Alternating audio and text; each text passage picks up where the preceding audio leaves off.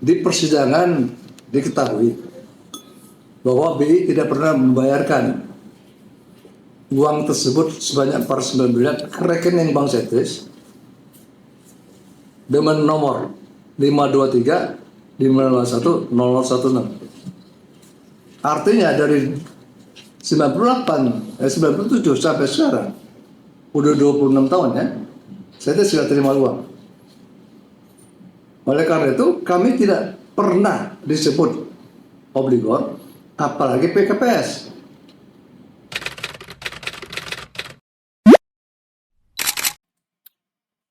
Kali ini gue mau ngebahas sesuatu yang rada hanet. Kalau kata orang Sunda tuh hanet cina, hanet. Kalau kata orang seberang ngeri sedap. Kenapa? Karena ini sesuatu yang agak fenomena penghujung abad 20, yaitu krisis moneter. Krisis moneter ini yang menyebabkan banyak negara-negara kolab termasuk Indonesia yang ujung-ujungnya jadi pasien IMF.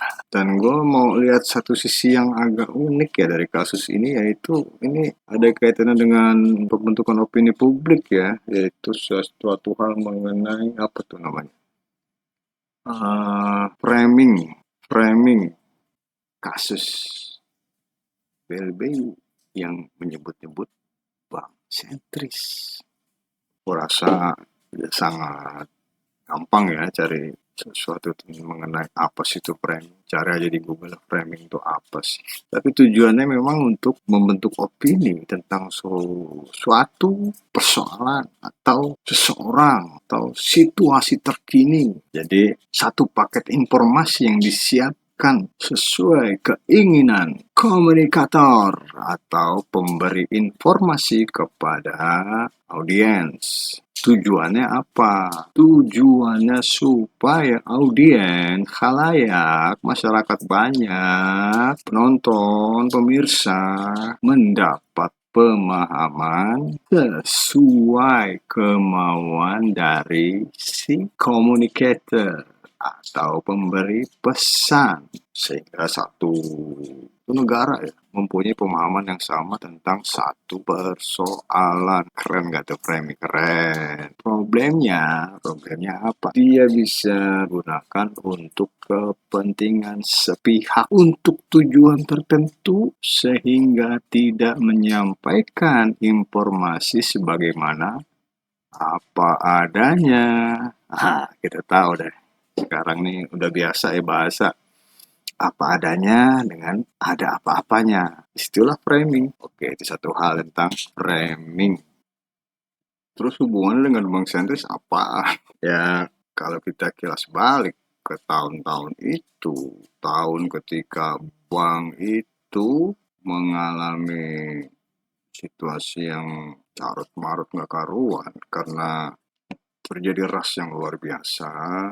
Orang berlomba-lomba ngambil duitnya dari bank. Nah, ini jelas bank kerepotan buat antisipasi dalam waktu yang bersamaan. Intinya tingkat kepercayaan masyarakat terhadap bank itu ada di titik nadir sampai Pak Harto, presiden waktu itu, memutuskan menerima dana bantuan dari IMF. Di sini kemudian disebut dengan BLBI, Bantuan Likuiditas Bank Indonesia. Jadi untuk membantu hampir menyeluruh semua bank, akhirnya apapun yang namanya bank itu di sini barang itu bermain, di sini barang itu masuk. Soal framing tadi, bank mau bentuk rupanya kayak apa, di framing sebagai penerima BLBI. Jadi informasinya itu sangat masif. Bank-bank di tanah air mengalami kolek. Karena itu perlu BLBI.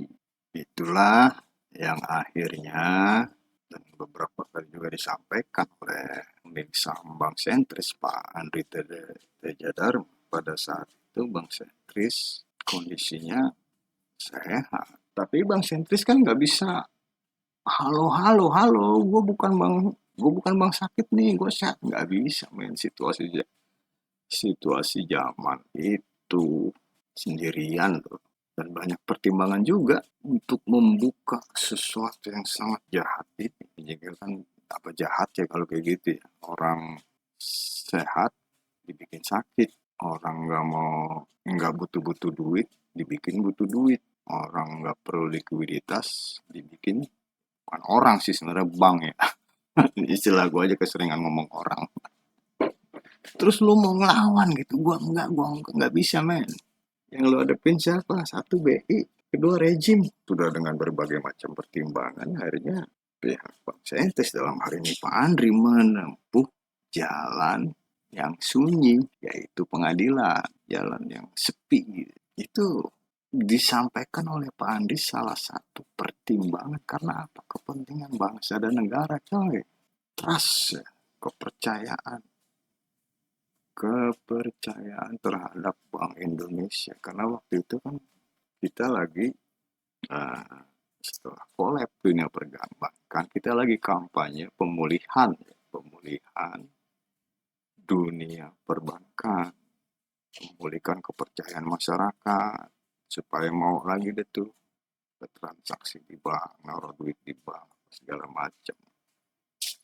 Upaya pemulihan ini kan untuk jangka panjangnya ya jelas positif lah buat kelangsungan kita bernegara.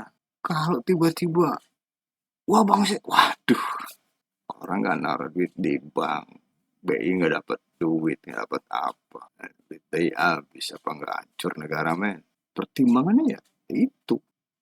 Ini kan jadi masalah ketika orang udah nahan-nahan puluhan tahun untuk kelangsungan dunia perbankan, tiba-tiba datang tagihan hampir 1 T, ngadat lah.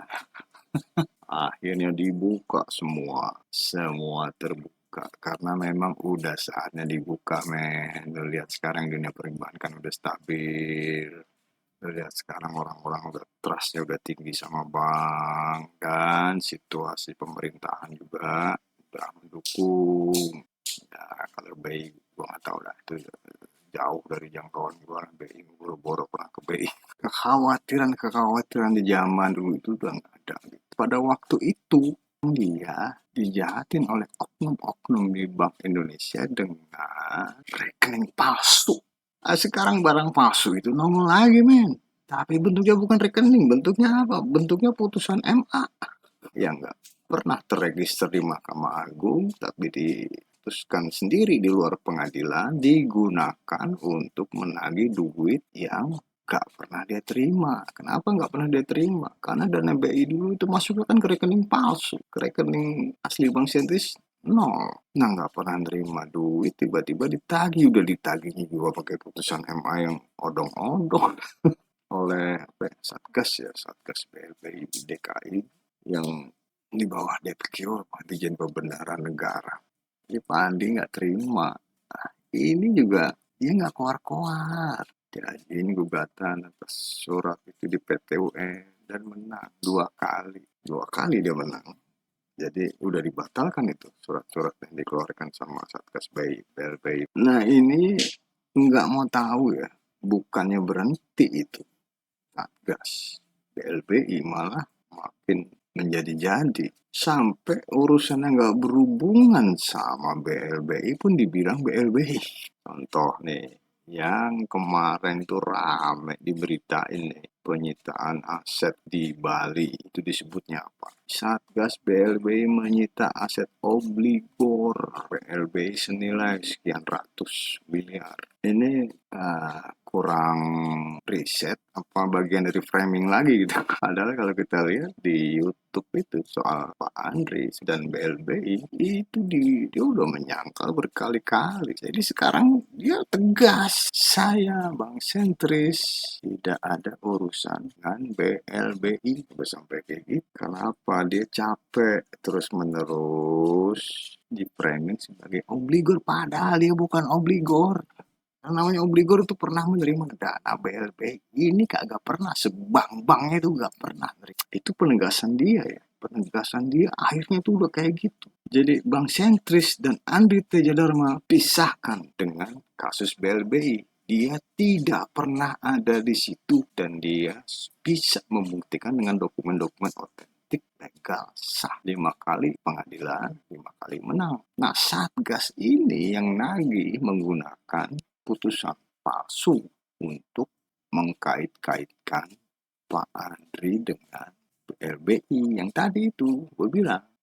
Karena dia sudah di framing sebagai pengemplang dana BLBI, maka dia harus diobligorkan. Ya, akhirnya pakai cara lama tuh. Dulu dia diobligorkan pakai rekening palsu, sekarang dia diobligorkan lagi pakai putusan MA palsu. Jadi ada dua palsu. Itu penyitaan di Bali itu gagal bener tuh, ada pelang 14 BLBI. Dan gue bilang tuh informasi yang disampaikan kepada publik, pesannya itu dibingkai sedemikian rupa dan disebarkan secara masif. Diharapkan orang-orang percaya karena sudah memainkan opini masyarakat, sudah memframing Pak Andri itu sebagai obligor BLBI yang bermasalah dengan adanya pemberitaan yang masif seperti itu.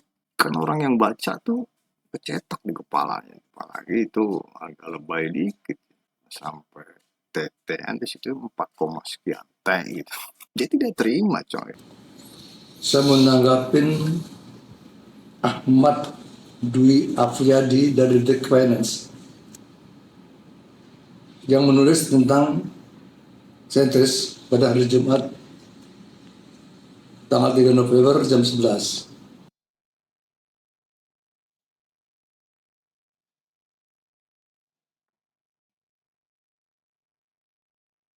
Saya pemegang saham Bank Sentris sangat keberatan dengan apa yang dikatakan oleh Ahmad. Dia katakan bahwa Bank Sentris adalah obligor PKPS. Saya nyatakan Sentris bukanlah obligor, bukan penangguh hutang, tidak menerima fasilitas dari pemerintah, dari BI. Sentris saja melakukan jual beli promes dengan Bank Indonesia dengan akte 46. Jual beli promes artinya menjual beli barang namanya promes pada tahun 98, tanggal 9 Januari.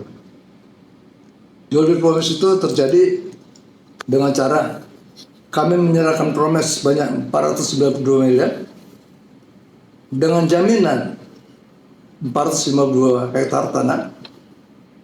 Oleh karena itu dinamakan perjanjian jual beli promes dengan jaminan. Dengan harapan dapat menerima uang sebanyak 490 miliar. Pada kenyataannya di persidangan diketahui bahwa BI tidak pernah membayarkan uang tersebut sebanyak 490 miliar ke rekening Bank Sentris dengan nomor 523 501 0016. Artinya dari 97 sampai sekarang udah 26 tahun ya, saya sudah terima uang. Oleh karena itu kami tidak pernah disebut obligor, apalagi PKPS. Saudara Ahmad mengatakan kami obligor PKPS. PKPS itu adalah penyesalan kewajiban pemegang saham. Ini artinya. Di hasil audit ini, tanggal 30 November 2006, audit BPK, dikatakan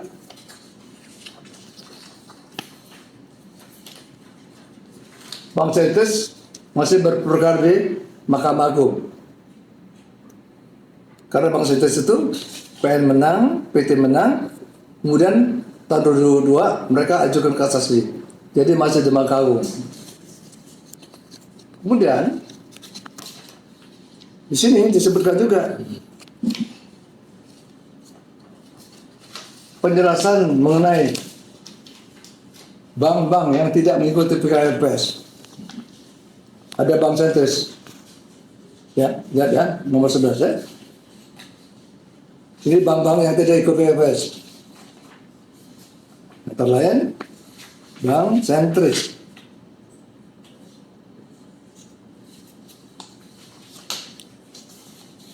Bank sentris ya, tidak ikut PKPS. Oleh karena itu kata-kata obligor PKPS adalah salah. Detikor, hati-hati, Detik Finance, hati-hati. Hati-hati bicara. Saya katakan sekali lagi ya, Bank Sentris tidak pernah terima 1 rupiah pun uang dari negara. Dan dia tidak disebut PKPS. Ini sudah harus audit BPK. Harus audit BPK.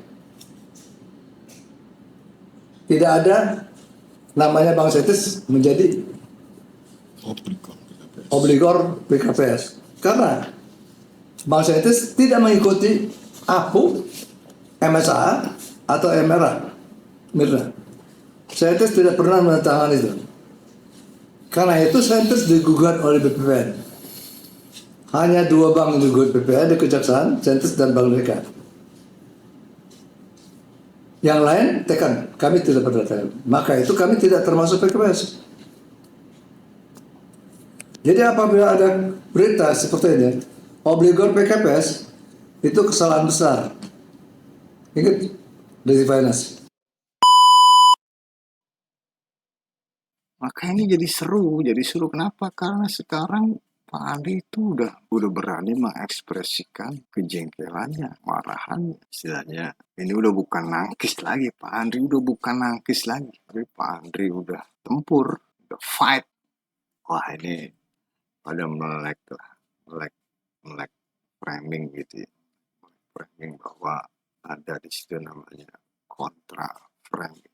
Nah, kontra framing ini salah satunya dengan klarifikasi, konfirmasi. Kontra framing ini kan pasti isinya itu sesuatu yang sama sekali berbeda, tidak diduga-duga. Muncul melalui kontra framing ini. Tapi itu ya berkah lah buat publik, buat masyarakat banyak. Karena jadinya punya informasi yang berimbang. Tinggal nanti masyarakat yang memilih. Jadi situ kan udah komplit.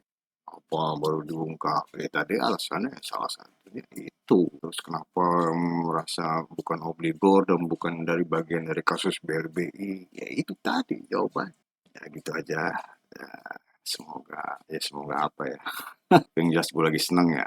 Setelah berbulan-bulan entah kemana raib, hari ini hujan turun dengan sangat derasnya. Sampai dapur gua banjir. Kamar mandi gua banjir, kamar gua rembes-rembes dikit. Ya, tetap semangat, tetap fokus. Oke coy,